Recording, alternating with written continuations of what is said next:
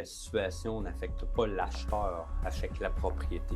On regarde autant le site lui-même que le voisinage. On a une obligation légale de divulguer ce qu'on connaît. C'est la phase 2 qui coûte plus cher. Est-ce qu'il y a quelqu'un qui va flaguer cet immeuble-là au ministère de l'Environnement pour dire que hey, ce site-là, il est contaminé? Les institutions financières, par exemple, qui, eux, ne prêteront pas.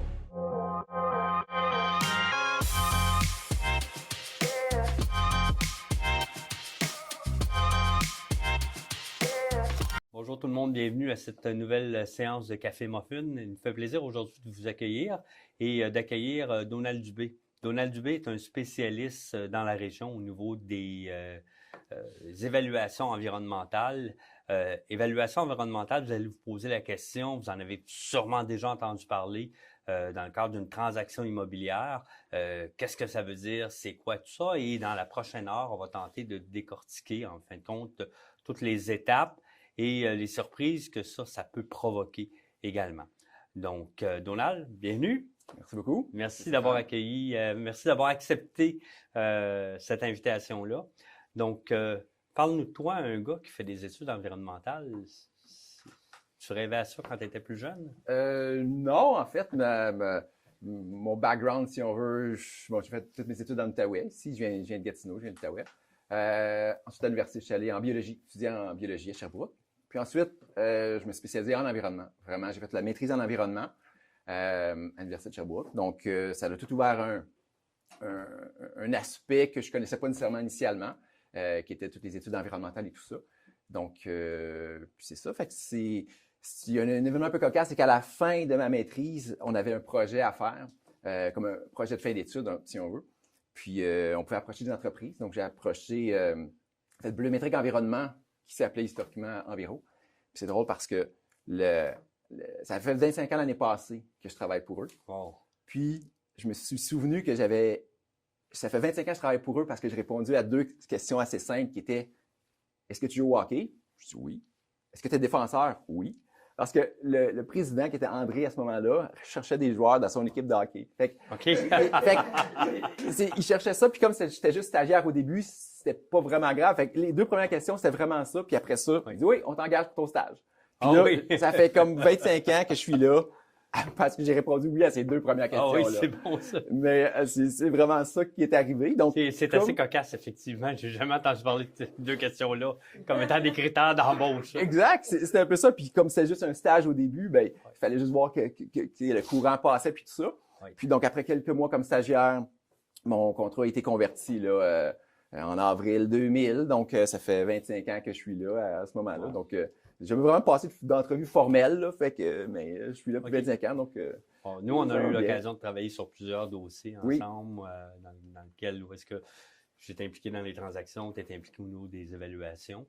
Donc, parle-nous, c'est quoi, si on vient un peu démocratiser, c'est quoi une évaluation environnementale, puis dans quel cadre d'une transaction immobilière on va en avoir de besoin? OK. Souvent, juste le terme, là, si on commence avec la base, des fois, on va entendre le terme phase 1, phase 2, phase 3 et tout ça. Donc, juste à la base, le nom ou long de l'étude, c'est une évaluation environnementale de site phase 1. Donc, on commence par la phase 1, qui est la première étape pour voir est-ce que le terrain a des risques de contamination en fonction des activités actuelles ou historiques. On regarde autant le site lui-même que le voisinage. Donc, une station-service, par exemple, aurait pu contaminer le site par une migration de contamination. Est-ce que le site, par exemple, a déjà été chauffé à l'huile à chauffage? Des choses comme ça. Donc, puis je vais revenir en détail sur les étapes de la phase 1, mais juste en survol. Donc, la phase 1, c'est est-ce qu'il y a des risques environnementaux? La phase 2, donc si la phase 1 identifie, oui, des risques environnementaux, là, on procède à la phase 2, qui a aussi une norme qui s'appelle évaluation environnementale de site phase 2, où là, on va caractériser le sol. Donc, on va prendre des échantillons de sol et d'eau souterraine selon la situation. On va prendre des échantillons, puis on va l'analyser, envoyer les échantillons au laboratoire pour les faire analyser pour savoir est-ce que oui ou non le site est contaminé ou pas, selon différents critères du ministère de l'Environnement, qu'on va voir un petit peu après. Donc, lorsque ma phase 2 identifie de la contamination, on peut soit procéder tout de suite à la décontamination du site, ou des fois, on va faire c'est là la confusion, on va faire une phase 2 complémentaire qui est un peu une délimitation de la contamination. Mais le ministère de l'Environnement, dans ses critères, eux, ont appelé ça une phase 3. Donc, c'est pour ça que phase 3, mais il n'y a pas de norme qui existe de phase 3. C'est dans le guide du ministère, mais quand on lit la définition de la phase 3 du ministère, c'est plutôt une délimitation de la contamination, qu'on appelle plutôt une phase 2 complémentaire, si on veut. Puis on s'entend, la politique évolue au fil des années, puis les gens, au niveau de la conscientisation sociale, au niveau de l'environnement, n'est pas la même en 2026 qu'elle était, disons, dans les années 80. Donc, nécessairement, ça a beaucoup grandement évolué. Tu parlais, et là, tu parles, là, et dans ma tête, là, il y a plein de petites portes qui s'ouvrent. Tu parlais de la question de est-ce qu'il y a eu une station-service, mais l'autre chose que tu as dit, est-ce qu'il y a eu du chauffage au mazout qui a eu lieu à l'endroit? Donc, ça a un impact. Bien, c'est ça. C'est qu'en fait, à la phase 1, donc dans la phase 1, là, si on reprend en détail, puis ça va répondre à la question en même temps, à la phase 1, il y a 4 étapes. Oui. 1, l'étude des dossiers. 2, une visite des sites. 3, des entrevues avec des gens qui sont familiers avec les sites. 4, on évalue l'information puis on va produire le rapport. Donc, l'étape numéro 1, qui est l'étude des dossiers, c'est là qu'on regarde une multitude de sources d'informations différentes. Exemple, les photos aériennes historiques. On fait des demandes d'accès à l'information. Donc, on demande au ministère de l'Environnement et à la municipalité, avez-vous la documentation reliée à ça? Donc, des vieux plans de construction, par exemple, que la municipalité pourrait avoir. On fait faire une recherche de site. Qui a été propriétaire du terrain pour voir s'il y avait, par exemple, une compagnie pétrolière qui était propriétaire historiquement. Des choses comme ça. Donc, dans tout l'ensemble de l'étude des dossiers, c'est là qu'on va aller chercher le plus d'informations possible. Et l'important, c'est qu'on va vraiment évaluer l'information. Donc, par rapport à l'huile à chauffage, la phase 1, on cherche à savoir est-ce que soit une activité ou une installation peut présenter un potentiel de contamination, donc une source de contamination potentielle. Oui. Et là, il y a des activités ou des équipements qui sont systématiques qui amènent à une phase 2. D'autres, ça va dépendre des conditions, des situations et de l'évaluation du professionnel. C'est pour ça que c'est important d'utiliser des gens qui ont beaucoup d'expérience pour voir différentes situations, c'est-à-dire qu'un réservoir d'huile à chauffage, si le réservoir et la fournaise sont, exemple, sur un sous-sol d'un bâtiment, qu'il y a une dalle de béton, que la tuyauterie d'alimentation de cuivre entre la fournaise et le réservoir passe en surface de la dalle de béton, qu'il n'y a pas plein de fissures au sol, plein de taches ou des drains de plancher qui vont directement dans le sol, bien, mon réservoir puis la fournaise n'est pas nécessairement une source de contamination potentielle. Oui. Parce qu'il n'y a pas de mécanisme qu'on s'imagine, même si ça l'a coulé il y a 10 ans, bien, c'est pas allé nulle part, c'est resté sur la dalle de béton. Mm-hmm. Et là, mais ça devient une évaluation. Parce que j'ai déjà vu un rapport que quelqu'un avait dit, bien, il y a une tache d'une tondeuse qui a fait 15 cm d'une petite tache d'huile. Il considérait ça, c'est une source, on va forer à travers la dalle de béton. Alors que c'est de l'évaluation. C'est est-ce que cette tache-là représente réellement une source potentielle de contamination importante pour le bâtiment? Selon moi, c'est non. De la même façon qu'un réservoir d'huile à chauffage, s'il n'y a pas de conduite ou rien souterrain, ce n'est pas nécessairement une source de contamination potentielle. Il faut bien l'évaluer, prendre le temps de bien regarder. Mais une situation comme ça, on ne recommanderait pas nécessairement une phase 2. Mais la même situation, un réservoir puis une fournaise et la tuyauterie d'alimentation peut-être historique, donc celle d'aujourd'hui, la conduite circule en surface du béton. Des fois, on voyait juste le petit bout là, qui était refermé sur la dalle de béton, mais la tuyauterie passait sous la dalle, circulait en dessous pour pas que les gens s'enfargent dedans et ressortait près du réservoir. Mais ça, s'il y a une fuite de cette conduite-là souterraine, personne n'a pu savoir. Donc ça, une tuyauterie souterraine, ça, c'est une source de contamination potentielle. Pas nécessairement le réservoir par défaut. Ouais. Donc ça, c'est des subtilités qui fait que des fois, les gens nous appellent « Oui, j'ai une tank à l'huile. Ouais. » Bien, on va l'évaluer. Il faut faire attention, c'est vrai. C'est vrai que faut porter plus attention à ça qu'une plainte électrique. Ouais. Donc, c'est normal, il y a plus de risques. Exact. Donc, c'est là. C'est pour ça qu'à la phase 1, on va vraiment prendre le temps de tout regarder les différentes sources d'information, comme je disais tantôt, les plans. Donc, on reçoit des plans historiques de la ville. Donc, on peut voir est-ce qu'il y avait un réservoir souterrain. Donc, si on parle de réservoir souterrain... C'est le cas, on le voit dans les maisons plus âgées, qui parfois, c'est ça, c'est des anciennes propriétés qui ont été que le mode de chauffage était le mazout, que le réservoir au mazout était à l'extérieur.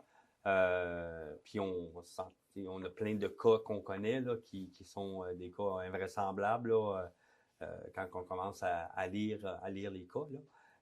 Donc, je sais qu'à un certain moment donné, on a eu un dossier ensemble où il y avait, c'est ça, une ancienne station-service sur un terrain localisé sur le sommet d'une montagne ou d'une côte. Puis à un certain moment donné, mon client a dit, écoute, regarde, moi, je vais me retirer de cette transaction-là parce qu'il y a j'ai trop d'inquiétudes, là. C'est ça. Donc, la phase 1 révèle les risques potentiels. Ouais. Mais on parle de ou réel, comme une tâche, quelque chose qui est des fois réel, mais règle générale, souvent, on cherche plus, on identifie plus des éléments potentiels. Donc, lorsque il y a un élément potentiel, exemple, un réservoir souterrain d'huile à chauffage, bien, ce n'est pas nécessairement que le terrain il est contaminé. La phase 1 ne dit pas que le terrain est contaminé.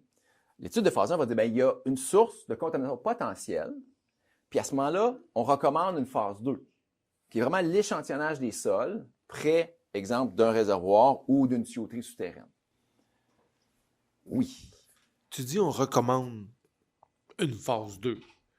Ça veut dire que ce n'est pas une obligation, mais si je veux avoir le financement, j'aurais pas le choix de passer par la phase 2.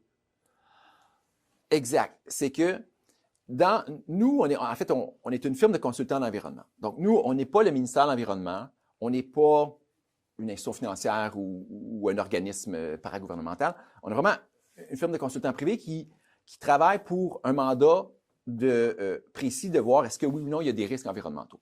Donc, nous, quand on recommande une phase 2, c'est qu'on identifie une source potentielle de contamination. Donc, c'est sûr que la personne qui a demandé l'étude, souvent, c'est les institutions financières, ou ça peut être un acheteur qui, lui, dans son portefeuille, quand il achète des propriétés, il se dit, moi, je vais être sûr de couvrir l'historique. Parce que, si on se rappelle ce que j'ai dit, la phase 1, on couvre tout l'historique. Puis les plus grands risques environnementaux, c'est pas les activités d'aujourd'hui. Les gens gèrent bien leurs choses aujourd'hui. Un garage mécanique, ou même une station-service, c'est des réservoirs, double paroi, système de détection de fuite et tout ça. C'est beaucoup plus l'historique. Donc,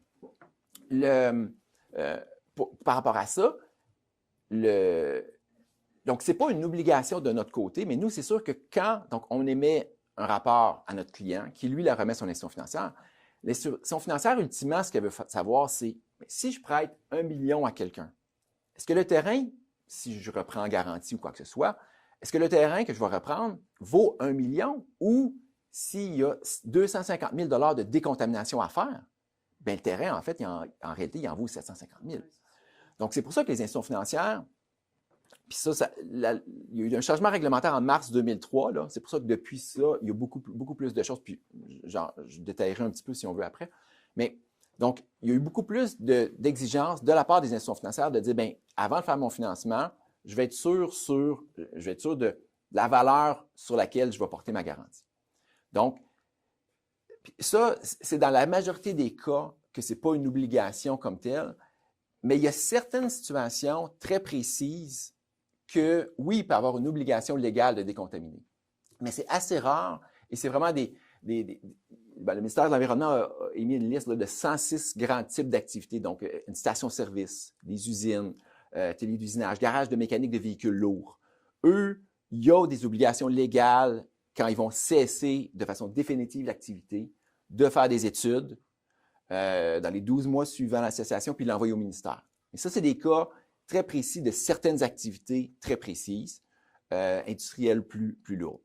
Mais dans tous les autres cas, qui est la majorité donc, de transactions, financement, effectivement, c'est une recommandation de la firme de consultants, mais de ce que je vois depuis 25 ans, c'est que les institutions financières, connaissant le but de faire ça, ils vont l'exiger.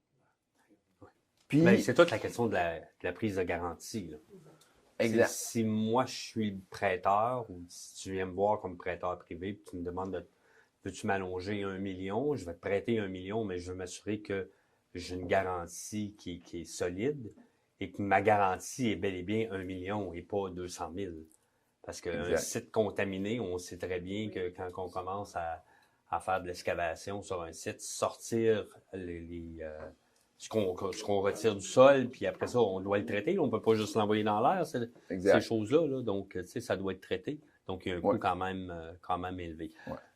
Comment loin, quand vous faites une phase 1, donc une première analyse de site, jusqu'à quelle période vous allez? Le plus loin qu'on peut avec les données que l'on a. Donc, dans le vieux hall, là, il y a des plans de 1901. Donc, on voit le secteur industriel de Hull, des plans de 1901, il y a 1928, 1952. Je pense qu'il y en a même de 1800 quelque chose. Donc, on voit, puis les photos aériennes, on commence dans les années 20. Donc, on remonte le plus loin possible en fonction des données qui sont disponibles. Parce que la phase 1, l'idée d'une phase 1, c'est qu'il faut que ça soit non limitatif. C'est-à-dire qu'on recherche le plus d'informations possible de façon raisonnable pour tout identifier de l'historique jusqu'à aujourd'hui.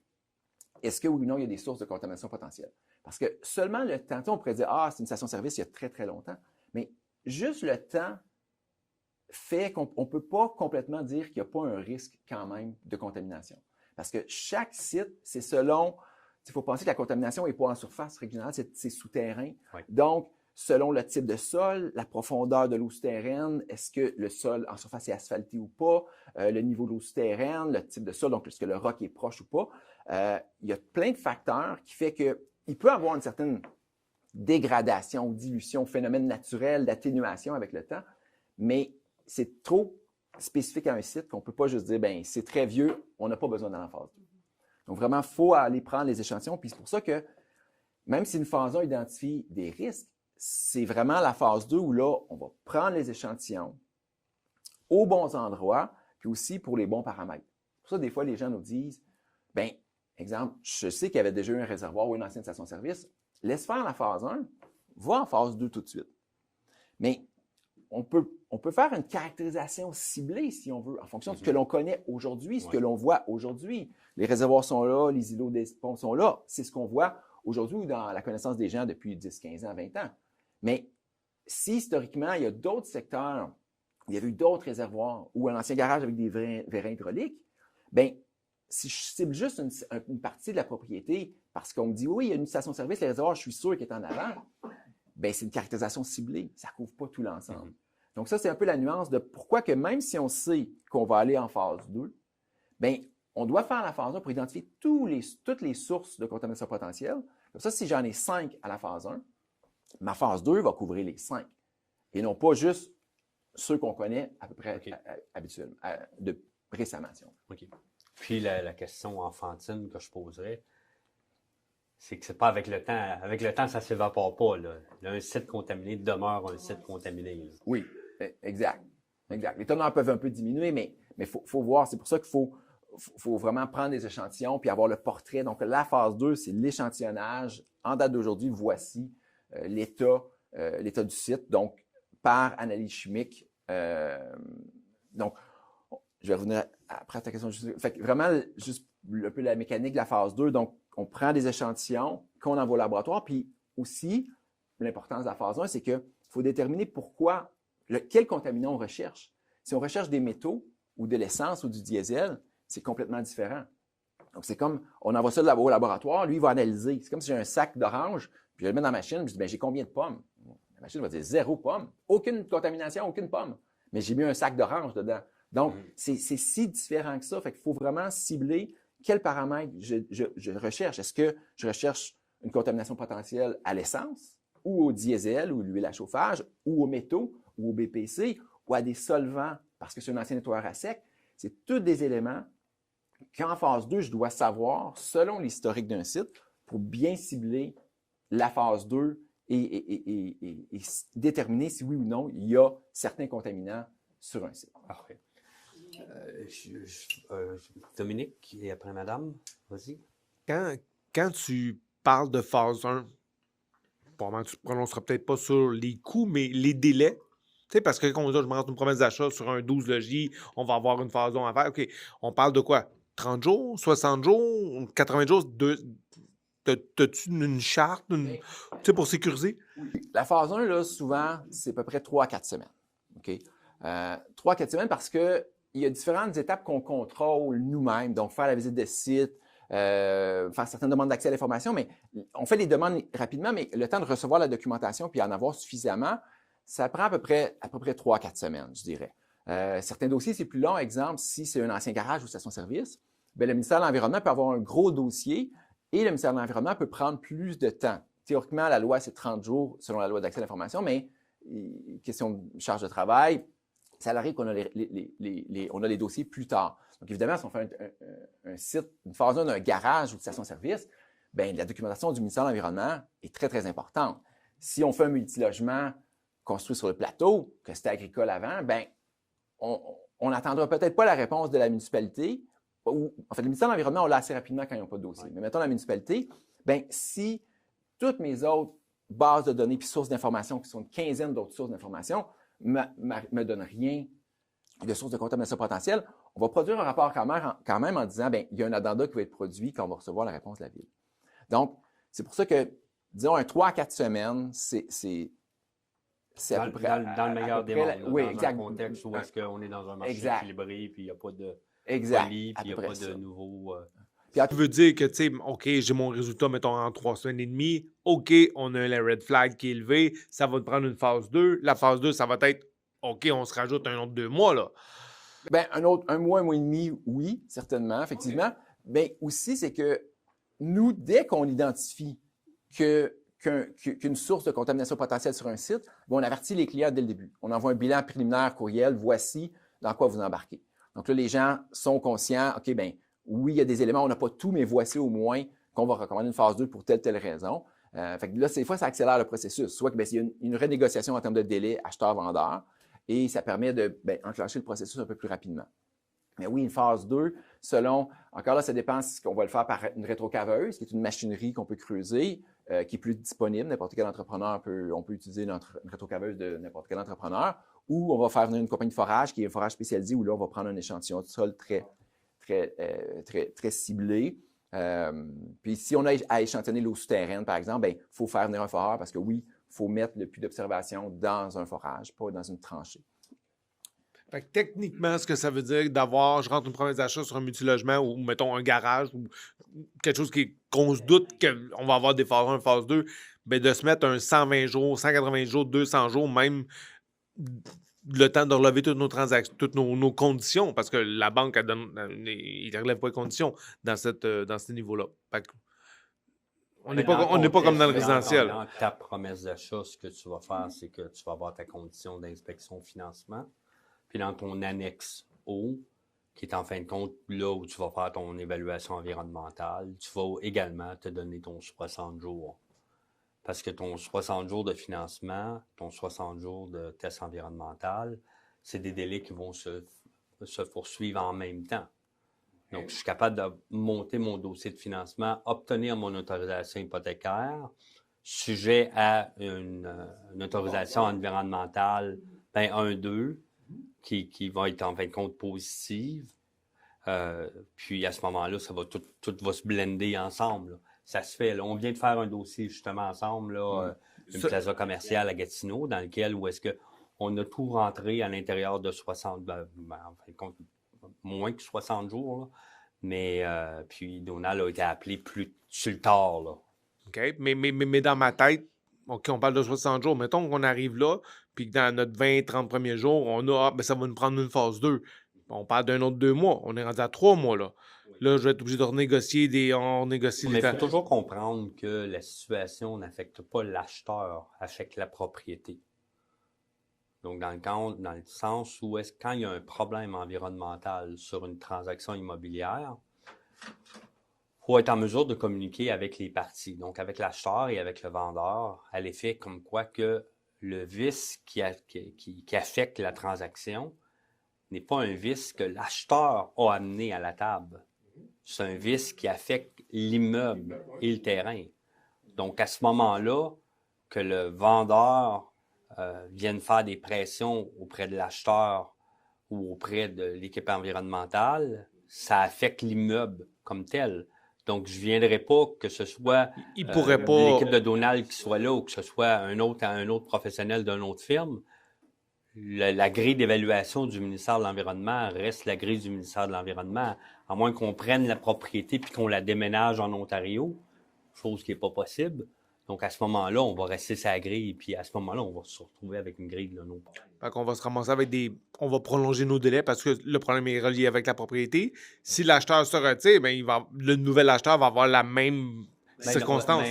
Je dois vous annoncer, ben, je ne sais pas si annoncer le mot approprié, mais moi, je dis toujours à un vendeur, si tu tues ma transaction parce que les résultats de l'inspection de bâtiment ou de de l'évaluation environnementale ne fait pas ton affaire, sache que à partir du moment où on repart le compteur avec un autre acheteur, on a l'obligation, comme détenteur de permis, on a une obligation légale de divulguer ce qu'on connaît.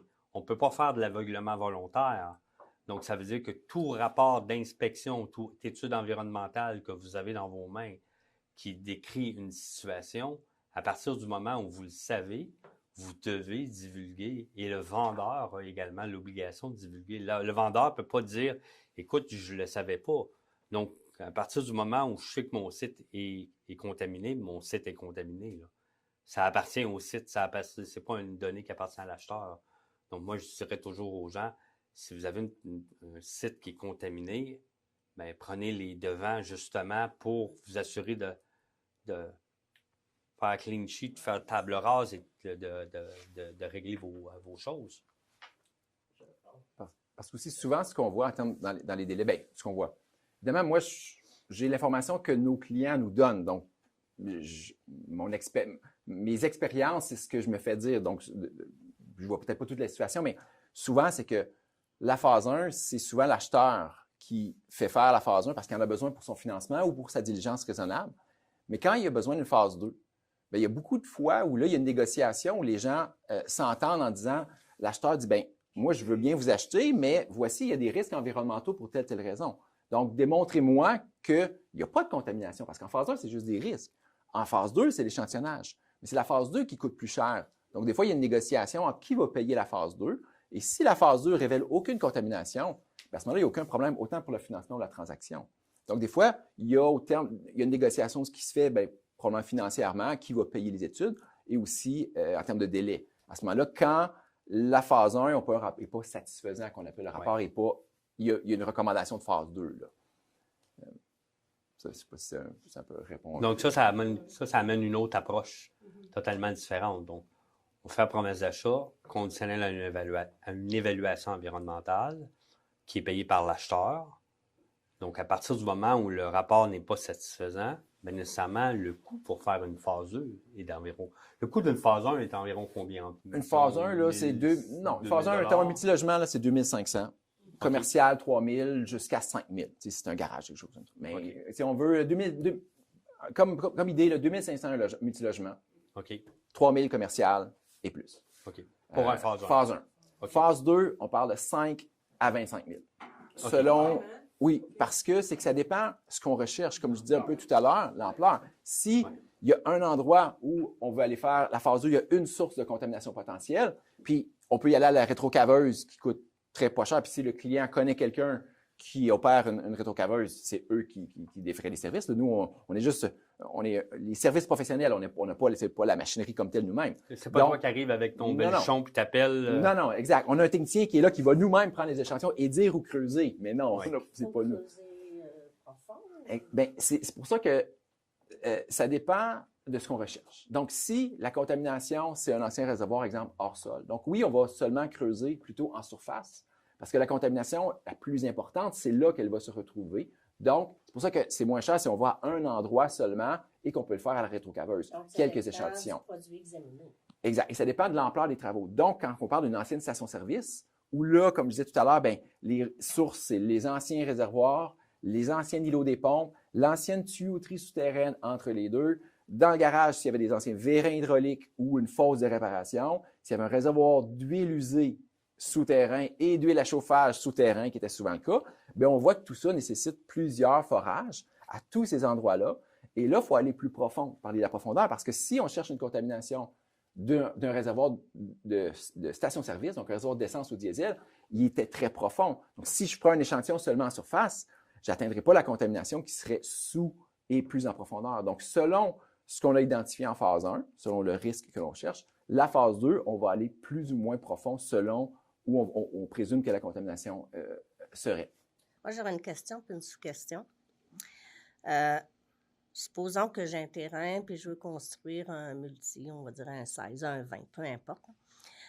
Puis, évidemment, je n'irai pas construire sur une ancienne station de service, là. Qu'est-ce qu'on peut trouver comme contaminant sur un terrain, là, un terrain en général? En fait, il y a différents éléments qu'on va rechercher. Sur un terrain, disons, vacant ou qui est non développé, bien, ça peut être un ancien remblai. Donc, un ancien remblai qu'on appelle de qualité environnementale inconnue.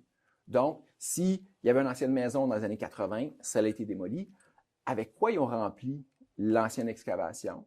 Est-ce que c'était juste du sol qui venait, ils ne savaient pas de où, qui était peut-être contaminé d'un autre endroit qui ont été mis là? Il y a peut-être des matériaux de démolition qui ont été mis là. Il y a peut-être des anciens feux, donc certains composés reliés au bois brûlé qui vont se dégrader peuvent être mêlés au sol puis entraîner un petit peu de contamination reliée à ça. Donc, pour un terrain, c'est vraiment le risque de remblai. Ou est-ce qu'une photo aérienne, exemple, historiquement, il y avait un ruisseau qui passait là, mettons dans les années 40, puis dans les années 60, le terrain est rendu complètement plat. Donc, il y a eu un remblai qu'on n'a pas d'informations, donc on appelle ça un remblai de qualité environnementale inconnue. Et là, on va échantillonner. Puis, quand je parlais tantôt des paramètres, donc quand c'est un remblai, il faut en faire plus. Parce qu'on ne sait pas d'où il vient. On n'a pas d'informations sur qu'est-ce que ça pourrait être. Donc, il faut faire plus de paramètres. C'est pour ça que la phase 2, si on revient par rapport au prix, bien, ça va varier selon ce qu'on recherche, le nombre de sondages qu'on doit faire. Donc, la superficie de l'ampleur de la source de la contamination potentielle, en fonction, donc, de la superficie et les profondeurs, bien, c'est pour ça que le prix va dépendre du plan de travail. Est-ce qu'il y a des contaminants qui sont moins compromettants, moins toxiques que d'autres, comme par exemple, si on trouve qu'il y a eu un feu, puis ça a été contaminé par le bois brûlé, la suie, peu importe, non? Est-ce que c'est moins pire qu'on trouve qu'il y a eu une fuite de mazout parce qu'il y avait un ancien réservoir au mazout, puis c'était un ancien, je sais pas, monastère, on va dire, là? Bien, en fait, les critères du ministère de l'Environnement, que c'est peut-être le bon moment pour le détailler. Oui. Vous avez une question aussi, je ne vous oublierai pas. Peut-être c'est le bon moment de détailler, en fait, les critères A, B, C du ministère de l'Environnement. Donc, quand en phase 2, on prend un échantillon de sol qu'on envoie au laboratoire pour un certain paramètre, disons pour de l'huile à chauffage, le laboratoire va nous donner un résultat, une valeur précise de concentration. Combien de milligrammes d'huile à chauffage j'ai dans ce kilogramme-là de sol? Ce résultat-là, on va le comparer à 3 critères du ministère de l'Environnement. Le ministère de l'Environnement, les critères A, B, C. A, c'est la limite minimale pour les paramètres organiques comme des huiles ou la limite de teneur naturelle en métaux. On pourra en reparler un peu tantôt. Donc, la teneur qui est naturellement présente en métaux. Ça, c'est le critère A. Critère B, c'est la limite maximale acceptable d'un certain contaminant par rapport à l'usage d'un terrain, donc par rapport à un usage résidentiel ou institutionnel sensible, comme une garderie, par exemple. Ça, c'est le critère B, qui est la limite maximale acceptable, tandis que le critère C, c'est le critère de la limite maximale acceptable pour un usage commercial ou industriel ou institutionnel non sensible, comme une piste cyclable, par exemple. Donc, c'est vraiment selon la valeur que l'on a du laboratoire, on va comparer aux critères du ministère pour déterminer si, oui ou non, ce sol-là peut demeurer en place ou non. Parce qu'on peut avoir une petite contamination. Si, exemple, on a un terrain d'usage commercial, bien, un sol qu'on appelle BC, donc entre le B et le C, qui dépasserait l'usage résidentiel, mais correct pour un commercial, bien, BC, c'est quand même un terrain contaminé. Mais ce n'est pas plus contaminé que la limite maximale acceptable du ministère. Donc, on n'a pas besoin de faire une décontamination sur ce site-là. Donc, vous avez répondu à ma sous-question qui est, malgré les recherches de contaminants,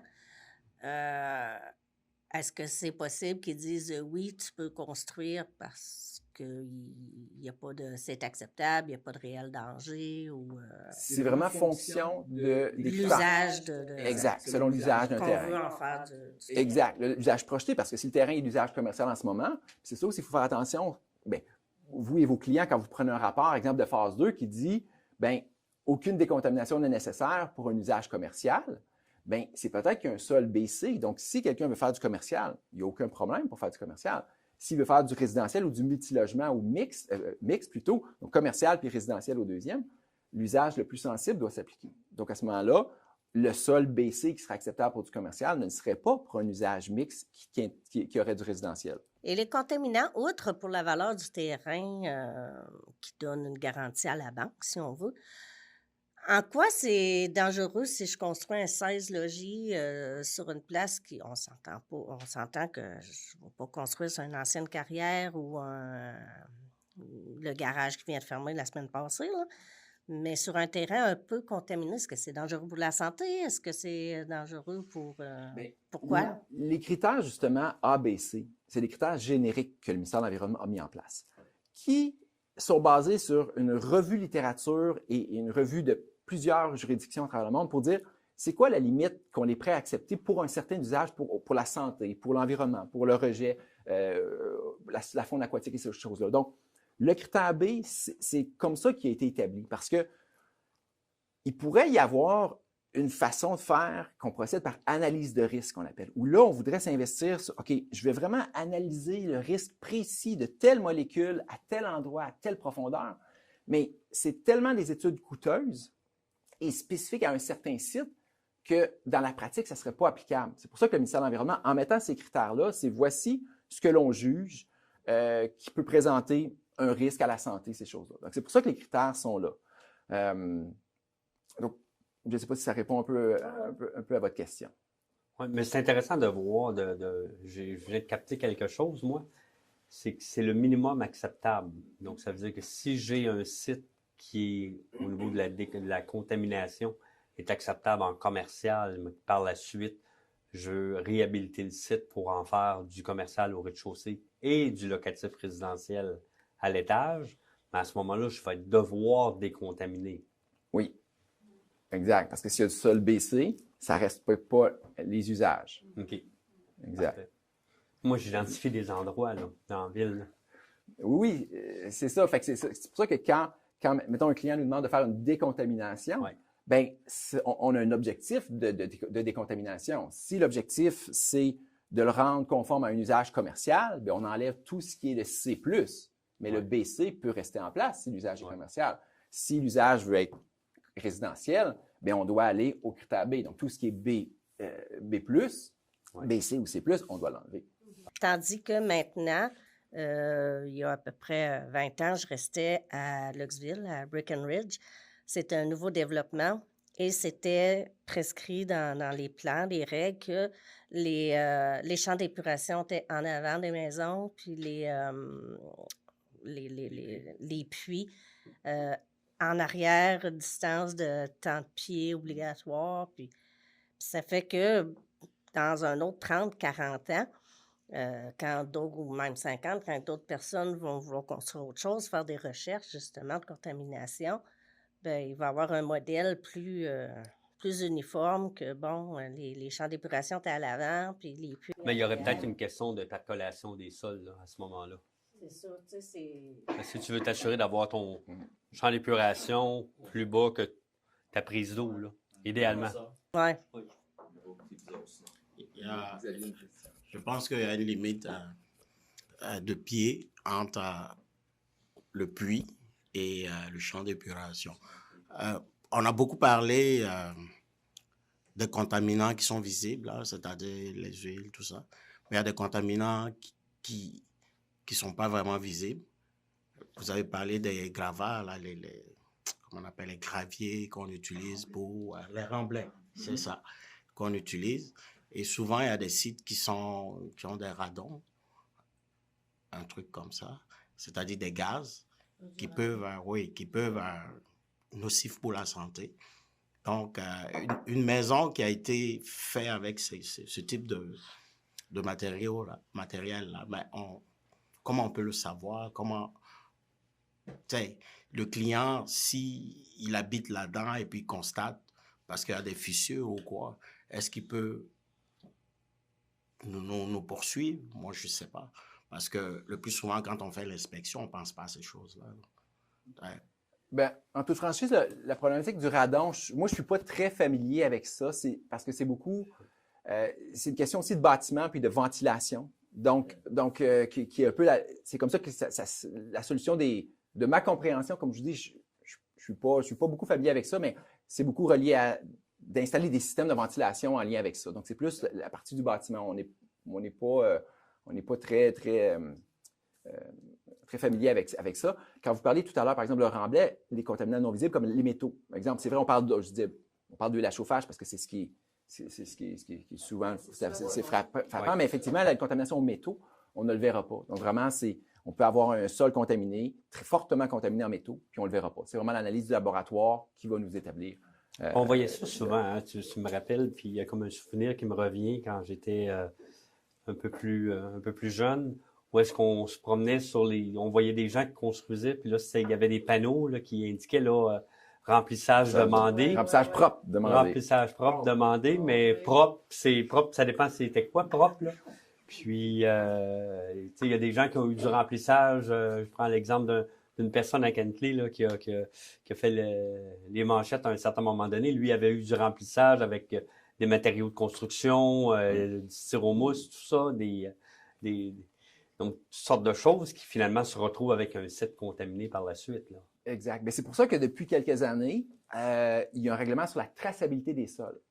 Donc, depuis l'implantation de cette réglementation-là, un sol, même faiblement contaminé, tantôt, je vous disais le critère B, c'est résidentiel, C, commercial.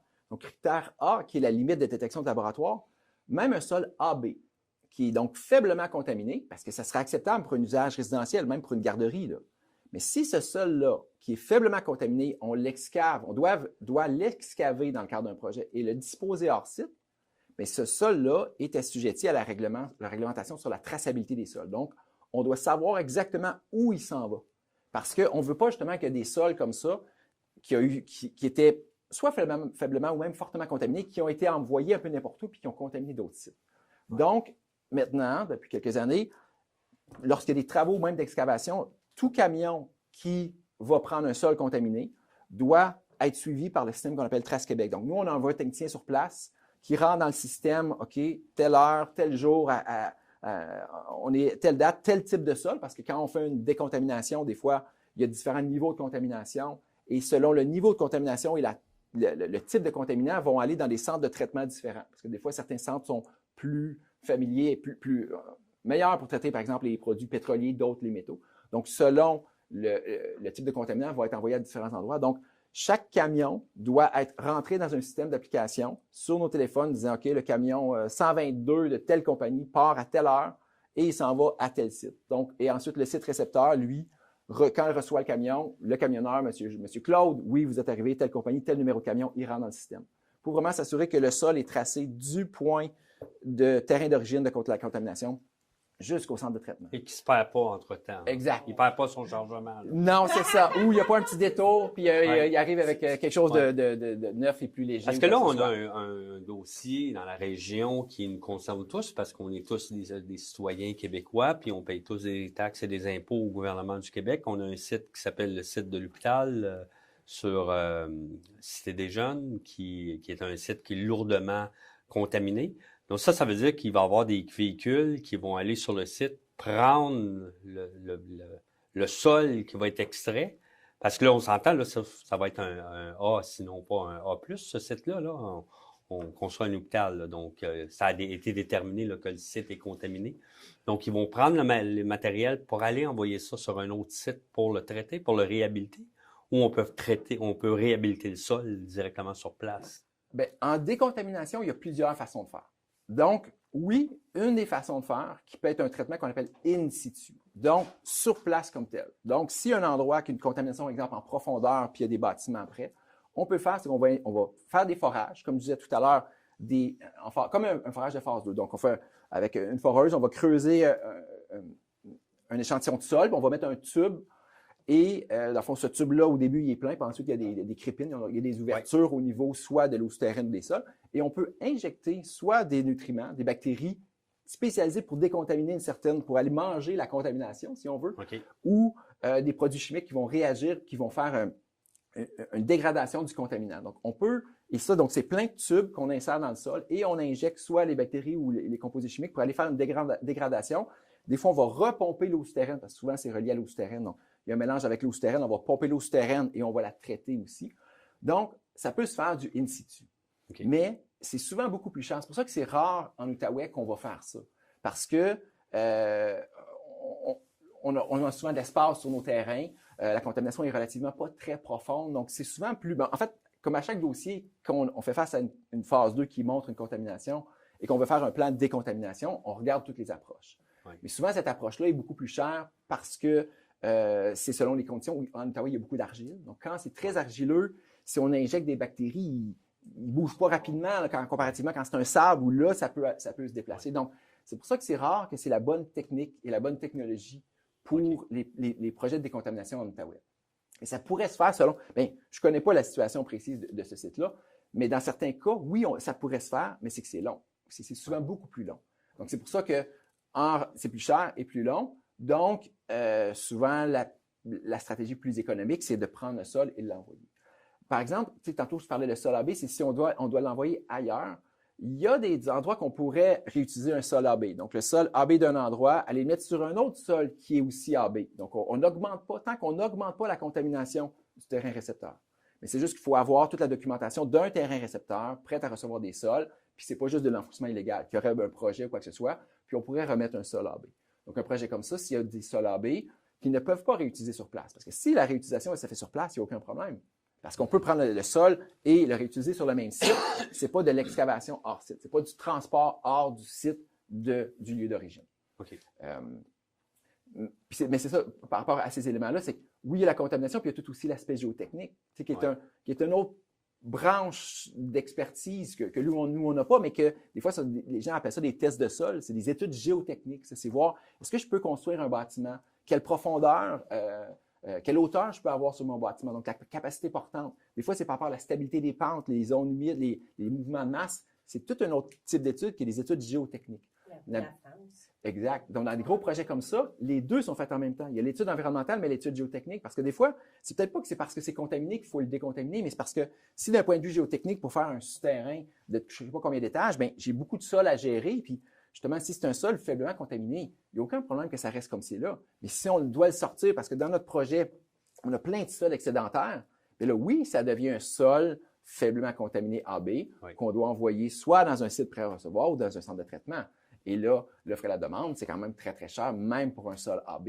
Oui. Donc, c'est pour ça que c'est un peu comme la combinaison des deux études en même temps, qui fait que des fois, ben, c'est pas parce qu'il faut strictement décontaminer, c'est que quand on va sortir le sol pour notre construction, on va devoir le gérer. Puis là, avec Trace Québec, c'est beaucoup plus strict de ce côté-là.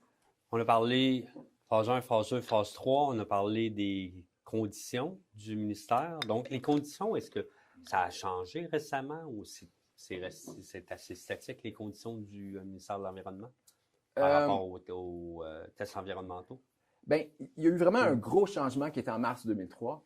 Puis ça, c'est parce que ça a amené, entre autres, le pouvoir d'ordonnance du ministère de l'Environnement. Donc, depuis 2003, le ministre de l'Environnement peut prendre n'importe quel terrain au Québec et dire, bien, je vous oblige à me faire fournir une étude de caractérisation, d'échantillonnage, puis c'est contaminé, je vous oblige à décontaminer le site par le pouvoir d'ordonnance. Ils ne l'utilisent pas souvent. C'est rare qu'ils vont émettre un pouvoir d'ordonnance. Mais le fait qu'ils puissent faire ça, c'est là que les institutions financières se sont dit, OK, on va faire attention parce que c'est comme si avant, c'était le régime pollueur-payeur. Le ministère pouvait taper sur le pollueur, celui qui avait vraiment fait la contamination. Puis on est passé de pollueur-payeur à propriétaire-payeur. Parce que si je suis propriétaire d'un terrain, je peux moi-même faire l'objet d'une ordonnance. J'ai des recours au niveau civil de poursuivre qui a réellement contaminé. Mais le fait que le ministre a le pouvoir, puis il y a une notion de gardien d'un terrain, c'est pour ça que les institutions financières ont beaucoup plus augmenté leur exigence de faire des études pour ne pas se retrouver dans une situation comme ça. Donc, on parle de sol, on n'a pas parlé d'eau. Exact. Qu'est-ce qui se passe à partir du moment où, là, c'est les eaux souterraines qui sont contaminées? Excellente question, parce que souvent, c'est ça, les gens nous disent, bien, je suis en ville, donc dans le secteur de Gatineau. Pourquoi aller prendre un échantillon d'eau souterraine quand j'ouvre le robinet, puis c'est l'aqueduc municipal qui me donne de l'eau? Mais le ministère de l'Environnement a justement des valeurs à respecter en fonction de l'usage d'un terrain. Donc, quand on prend un échantillon d'eau souterraine, on va comparer soit à des critères d'eau de consommation. Si on est à Chelsea, Wakefield, des endroits où les gens utilisent l'eau souterraine comme source d'eau potable, il y a des critères d'eau potable qui sont plus sévères, évidemment, mais il y a aussi des critères pour les endroits où les gens ne consomment pas l'eau. Donc, c'est des critères de rejet aux égouts et aux eaux de surface. Donc, on doit quand même voir est-ce qu'il y a une contamination des eaux souterraines, parce qu'il pourrait aussi avoir une intrusion de vapeur. Donc, certains contaminants peuvent, qui sont très volatiles, se volatiliser donc sont dans l'eau souterraine, mais remontent dans les sols et, donc, par exemple, autour d'une fondation, il y a des drains de fondation, que l'air peut s'infiltrer, des craques dans les fissures de fondation. Il peut y avoir de la contamination qui est dans les eaux souterraines, comme de l'essence dans les eaux souterraines, qui va finir par s'infiltrer puis remonter dans les sous-sols de bâtiments. Donc, c'est pour ça que même en ville, s'il y a un risque de contamination des eaux souterraines, on va aller prendre des échantillons d'eau souterraine en phase 2 en installant des puits d'observation. OK. Wow. Puis, est-ce qu'il y a une obligation légale par rapport à l'eau souterraine? C'est un petit peu différent, les eaux souterraines. L'obligation légale, disons, si c'est pour les sols, mais à part, il y a certaines situations où il y a une obligation légale de décontaminer un sol. Un terrain qui a des sols contaminés. Dans d'autres situations, il n'y a pas nécessairement d'obligation légale de le faire tout de suite. OK. C'est-à-dire que s'il n'y a pas de risque de migration, qu'on n'est pas dans un cas d'ordonnance du ministère de l'Environnement ou dans une cessation d'une activité désignée comme une station-service, il n'y a pas nécessairement d'obligation. Dans un cadre de transaction, quelqu'un fait une phase 2, les gens, des fois, disent « Je suis obligé de décontaminer maintenant. Mais s'il n'y a pas de migration puis de risque à la santé, d'explosion ou quelque chose de majeur, mais il n'y a pas nécessairement d'obligation légale de décontaminer dans le cadre d'une transaction ou d'un financement. C'est les institutions financières, par exemple, qui, eux, ne prêteront pas sur un terrain contaminé. Donc, même si ce n'est pas légalement obligé, bien, les institutions financières, pour ce qu'on a vu tout à l'heure, ils vont dire, ben moi, je ne prêterai pas parce que j'ai un risque. Oui, c'est ça. Donc, la gestion de risque, là, on s'entend, c'est ça. Au niveau de l'institution financière, c'est le moindre risque. C'est ça. Donc, ce n'est pas nécessairement une obligation légale de décontaminer, à part dans certains cas. Là. Je ne dis pas que ça n'arrive pas. Il y en a des situations, oui, qui sont, bon, je pourrais toutes les décrire, mais règle générale, dans la majorité des cas où vous allez faire face, c'est pour une transaction ou un financement. Des fois, c'est ça, les vendeurs sont inquiets en disant, mais si je fais faire une phase 2 et c'est contaminé, je suis obligé de décontaminer demain matin, là. Non, il n'y a pas d'obligation à court terme. L'institution financière, par exemple, là, il va avoir la misère à avoir le financement. OK. Donc, j'ai un propriétaire qui appartient à un immeuble. Il y a une promesse d'achat qu'il reçoit. On fait une phase 1. Phase 1 recommande une phase 2. Tout le monde s'entend. Phase 2 détermine que c'est contaminé. L'acheteur décide qu'il n'achète plus. Le vendeur n'est pas obligé de décontaminer, ce que je comprends. Exact. Règle générale. OK. Oui. Est-ce qu'il y a quelqu'un qui va flaguer cet immeuble-là au ministère de l'Environnement pour dire que, hey, ce site-là, il est contaminé? Non. OK. Donc, tout ça reste entre les parties. Là. Exact. Nous, comme firme de consultant d'environnement, on a un contrat avec un client. Oui. On a une clause de confidentialité. D'accord. C'est aussi que les rapports, des fois, si vous avez un rapport entre les mains, puis vous nous appelez, puis je veux poser des questions sur le rapport, mais nous, on a une clause de confidentialité avec notre client. Donc, nous, on ne révèle pas l'information au ministère de l'Environnement ou à d'autres parties. On donne l'information à notre client. D'accord. C'est pour ça que des fois aussi, même avec vous, les courtiers, des fois, vous êtes impliqués dans la transaction, mais quand moi, je prends un contrat, vous me référez un client, comme c'est déjà arrivé, oui. Merci beaucoup, mais dès que je signe un contrat avec un client, bien, j'ai une clause de confidentialité. Donc, moi, si vous me dites, puis comment va l'étude, qu'est-ce qu'il y en est? Bien, malheureusement, souvent, je vous dis, je dois demander à mon client. Et donc là, je demande à mon client, bien, votre courtier aimerait savoir l'information, est-ce que je peux lui donner telle chose? Et là, lui, il me dit oui ou non. Oui. Donc, c'est pour ça que des fois, on a de la bête un peu à plus vouloir vous parler, mais on est très strict sur l'aspect de confidentialité parce que l'information appartient à notre client. Mais dès qu'il nous dit, bien oui, parle à Stéphane, on vous le dit tout de suite, c'est pas qu'on va être pas fin, là. Oui. Mais l'aspect confidentialité est très important pour nous. Donc, c'est pour ça que, de la même façon, quand on remet un rapport au client, bien, lui en fait ce qu'il veut, il n'y a pas d'obligation. Il y en a dans certains cas des obligations, là, comme je disais tantôt, les stations-service, les usines, des choses comme ça. Là. Ça, si on veut, il y en a, oui, des obligations, puis à ce temps-là, l'obligation est même de soumettre l'étude au ministère. Là, il est obligé. Le client, le propriétaire lui-même, pas le consultant. Nous autres, on ne passera jamais par-dessus quelqu'un. On est lié par la confidentialité. Mais des fois, dans certains cas, oui, le propriétaire peut l'être, mais c'est vraiment des situations plus précises d'anciennes activités ou d'anciennes stations-service, des choses comme ça. Mais, règle générale, donc, c'est ça. L'information appartient à notre client. C'est lui qui... Donc, l'information appartient à la personne qui était le payeur du rapport. Donc, ce qui voudrait dire que si c'est l'acheteur qui a payé le phase 2, la phase 2 appartient à l'acheteur, à moins qu'il envoie une lettre puis qui permet l'utilisation du rapport par le vendeur. Exact. C'est pour ça que souvent, on va nous appeler dans les cadres de transactions, vous allez voir ça. Les institutions financières vont vouloir avoir une lettre d'autorisation d'utilisation. Des fois, c'est lettre de transmission, ou en anglais, reliance letter. Mais ça, c'est que, justement, comme notre rapport, nous, il est confidentiel envers notre client, pour qu'une institution financière se base sur l'information, parce que nous, c'est confidentiel, puis dans nos limitations conditions, on dit dans nos rapports, on dit, bien, l'information est faite pour notre client. Si quelqu'un l'utilise, une tierce partie l'utilise, c'est à ses risques et périls, parce que c'est pas cette personne-là qui était notre client. Donc, les institutions financières, pour pouvoir utiliser le rapport dans leur financement, vont demander une lettre d'autorisation. Et donc, à ce moment-là, des fois, les gens nous approchent directement. Bien, la même chose comme tout à l'heure par rapport aux discussions, on reparle avec notre client. Est-ce que vous nous autorisez à faire une lettre d'autorisation pour telle institution financière? Et là, si la réponse est oui. C'est pour ça que aussi vous parlez de contrat, bien, c'est pour ça que dans vos clauses de transaction, il y a peut-être une façon de qui paye la phase 1 ou phase 2. Parce que des fois, la phase 1, c'est l'acheteur. Oui. La phase 2, c'est le vendeur. Puis, mettons, la décontamination, c'est le vendeur aussi. Mais là, au bout de la ligne, pour que la transaction se fasse, nous, on a eu des clients différents. Mais c'est que si tout le monde est conscient, il ne faut pas qu'on se trouve en position de conflit d'intérêt non plus, il faut que tout le monde est conscient qu'on a travaillé pour les uns et les autres. Bien, à ce moment-là, et à la fin, on fait des lettres de transmission, que les rapports, si toutes les parties sont impliquées, Oui. évidemment, on fait des lettres de transmission. Parfait. Excellent. Attends une minute, il faut prendre le micro. Justement, à propos du financement, est-ce que l'acceptation du financement peut dépendre du pourcentage d'implication de l'institution financière au niveau du risque? Ben ça, nous, on a des commandes de clients de... Tu sais, oui, pour on veut une accepter étude ou non. refuser la deal, on va dire ça comme ça, là.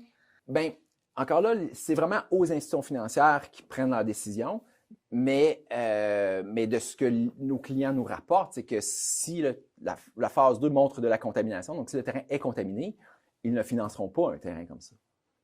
OK, ça va être 0, même si le client dit moi, j'ai l'argent pour la moitié, on va dire sur 5 millions, j'ai 2,5 millions. Non, la réponse, c'est relativement simple. La réponse, c'est non. Non. À moins qu'il y ait des ententes entre les institutions financières, mais nous, c'est des dossiers où on n'est pas impliqué. Parce que des fois, c'est selon le montage financier. S'ils décident de ne pas prendre le terrain en garantie puis prendre une autre chose, d'autres bâtiments en garantie, bien à ce moment-là, possiblement, c'est leur moyen de financement. Mais dans ce on nous rapporte, c'est que quand ils financent un certain terrain, c'est l'objectif de demander l'étude environnementale. C'est est-ce qu'il y a un risque? Donc, quand il y en a un, ils disent, bien oui, on veut le savoir, on recommande la phase 2, puis si c'est contaminé, bien, on veut que ça soit décontaminé. Puis, supposons que quelqu'un veut se faire un multi qui coûte 5 millions, justement, là, puis qu'il y a 5 millions au cash, il n'y aura pas d'étude environnementale Non, mais tu gères un risque, par exemple. pour la revente plus tard. Puis le monde qui a 30 millions, c'est des allumés. Non, je comprends tout ça, là, mais je veux juste... Ma question était jusqu'à où vont les exigences, là, Ben, c'est le ministère de l'Environnement qui met les règles du jeu. Là. C'est ça. Dans certains cas, il y a des obligations légales. Dans d'autres cas, il n'y en a pas. Puis à ce moment-là, c'est les institutions financières qui ont leurs règles et qui viennent là. Parce qu'il peut y avoir des obligations. Là, je dis dans la majorité des cas, mais tout terrain peut faire l'objet d'une ordonnance, là, puis être obligé de décontaminer le terrain. Là. Puis tu ne peux pas non plus te retrouver dans une situation où Non, tu es en non, train de c'est- faire un chantier, tu scrap bout de ton projet, Puis même tu fais de l'aveuglement volontaire en disant non, il n'y a pas de. Puis il n'y en aura pas de problème. Puis, moi, je ne vois pas beaucoup de gens qui vont avancer sur un projet de 5 millions de manière aussi téméraire que ça. là. C'était une simple question, Excellent. plutôt dans le sens qu'il y en a... Est-ce qu'il y en a qui vont aller jusqu'à là à dire « je m'en fous Je ne connais pas, Tu sais, je je connais pas signe un grand chèque personne qui ont. Parce qui que ont- moi, je suis investisseuse, puis justement, dans une transaction de 4 millions. Puis, même si c'est du déjà construit, on s'informe. On fait nos Puis il faut penser que ça va être des fois à la vente. Donc, tu sais, si oui, la personne accepte, moi je gère le risque ou j'accepte un risque ça me dérange pas. Mais c'est quand elle va revendre ou se refinancer, des fois, c'est au refinancement. En ce moment, j'ai pas de problème avec la banque X, mais dans 5 ans, je peux avoir des problèmes avec la banque Y, par exemple. Exact. Oui. Oui, parce que les institutions financières, plus ça va, plus la réglementation, comme Trace Québec, la traçabilité, c'est dans les dernières années. Ça, c'était pas là il y a 10 ans, 15 ans. Fait que les règlements deviennent de plus en plus sévères. Donc, c'est sûr que si on repousse un risque en disant « Ah, j'accepte aujourd'hui », bien, plus tard, il risque de revenir au niveau de la vente, justement. Oui, effectivement. Un rapport, c'est bon pour combien de temps? De notre point de vue à nous, le jour où on l'émet. Dans le sens où la phase 1 puis la phase 2, c'est basé sur des observations, puis une phase 2 sur des échantillonnages à un temps précis, factuel. Si 3 mois après, la personne décide de vouloir se mettre un réservoir de diesel parce que ses camions, il ne veut plus aller à la station-service, bien, c'est un nouveau risque qui n'était pas là au moment où on était. Donc, vraiment, de notre point de vue à nous, l'étude est valable le jour où on l'émet. Ensuite, c'est soit aux institutions financières ou même au ministère de l'Environnement, dans les dossiers du ministère de l'Environnement, à établir un peu quelle est la durée de validité. Fait que ce que je vois juste par expérience, bien, les rapports, c'est de peut-être certaines demandent 1 an. Mettons, les dossiers du ministère de l'Environnement, comme je disais tout à l'heure, les cas assez spécifiques qu'il faut soumettre au ministère, l'étude doit être faite dans 1 an. Si l'étude a de plus qu'1 an, on fait une mise à jour. Mais le ministère de l'Environnement est très sévère, c'est 1 an. Tandis que souvent, on voit de 2 à 5 ans. Donc, les institutions financières acceptent un rapport de 2 à 5 ans. Des fois, ça peut aller à 10 ans. Ça dépend vraiment de l'institution financière, de chaque institution financière. Et aussi, quand la SCHL est impliquée, dans les dernières années, la SCHL exigeait des études moins d'1 an. Donc, on faisait des mises à jour d'études qu'on venait de faire il y a 2-3 ans. Ça faisait pas longtemps. Mais la SCHL voulait avoir moins de 1 an. Je pense que récemment, l'exigence du 1 an a été un peu assouplie. C'est plus aussi exigé par la SCHL. Mais, donc, de notre point de vue, le rapport, c'est le jour où on l'émet. C'est après ça le marché ou les institutions financières qui établissent. Fait que c'est souvent 2 à 5 ans. Ça veut dire quoi une mise à jour? Donc, quand on fait une mise à jour d'études, si on en a fait une il y a 3 ans, donc, il y a 3 ans, j'ai fait tout l'historique des photos aériennes des années 20 jusqu'à aujourd'hui. Je n'ai pas vu aucun risque de contamination. Tout a été fait. Bien, ce qu'on va couvrir, c'est est-ce que depuis l'étude de, mettons, il y a 5 ans, on va aller chiffrons, s'il y a 5 ans, j'ai fait l'étude, donc j'ai couvert tout l'historique jusqu'à aujourd'hui, bien, je vais couvrir les 5 années qui se sont écoulées. Mais je dois refaire les 4 étapes. Donc, l'étude des dossiers, une visite des sites, des entrevues, puis je vais produire un rapport. Donc, dans l'étude des dossiers, je refais des demandes d'accès à l'information, je regarde les bases de données, donc le répertoire des terrains contaminés. Il n'était peut-être pas contaminé ou le voisin n'était pas inscrit au répertoire des terrains contaminés il y a 5 ans, peut-être qu'il l'est aujourd'hui. Donc, je dois regarder encore le répertoire des terrains contaminés, tout ça. Donc, on refait chacune des 4 étapes, mais c'est sûr que c'est moins long à rédiger le rapport. Quand on a seulement 5 ans à couvrir, puis le site est relativement similaire, donc c'est un peu plus rapide, mais c'est surtout un peu moins cher parce qu'il y a une partie de la rédaction qui est déjà faite. Mais donc, à ce moment-là, on fait une mise à jour d'études qui couvre les années qui viennent de passer. Super. Mais ça, on peut le faire si c'est nous-mêmes qui avons fait l'étude initiale. Parce que si c'est une autre firme de consultants qui a fait l'étude, à ce moment-là, eux ont regardé, exemple, les photos aériennes des années 20 jusqu'à aujourd'hui. Mais moi, professionnellement, si je signe un rapport en date d'aujourd'hui, pour un de vos clients, un de tes clients, je dis, bien, oui, je vous assure qu'il n'y a pas de risque environnemental à date d'aujourd'hui.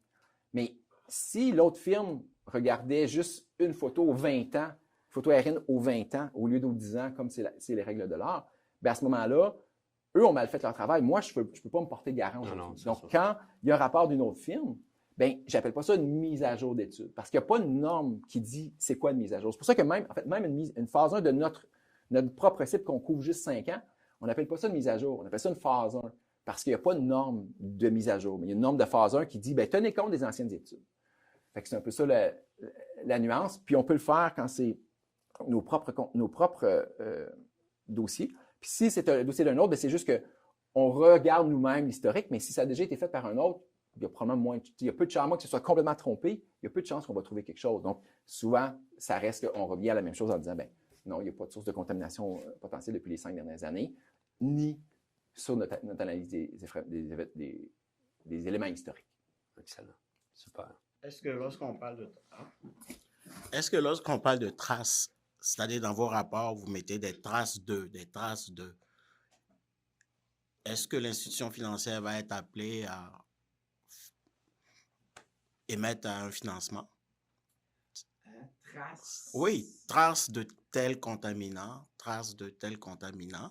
mais sans que ce ne soit un risque très élevé. Ben, il faudrait voir parce que c'est une façon un petit peu floue, je dirais. Nous, en bleumétrique, là, on fait pas, on n'utilise pas cet élément-là parce que il y a des critères. Donc, ou en fait, s'il y a un contaminant en trace, mais c'est que, exemple, dans les eaux souterraines, on peut utiliser ça, on voit des traces de, mais le mot après la trace de, qui est un fait de dire, ben, il y en a un petit peu, mais cette concentration-là respecte les critères ou les seuils d'alerte. Donc, où on va utiliser traces quand on décrit un sol. Donc, quand on fait une phase 2, puis on décrit le sol, des fois, il y a des traces de matière résiduelle, des choses comme ça. On va l'écrire, c'est en trace, c'est très, très petit. Mais ce n'est pas un contaminant comme tel. Quand on a un rapport de phase 2 ou même de décontamination, c'est toujours un peu noir ou blanc parce qu'il y a une valeur limite.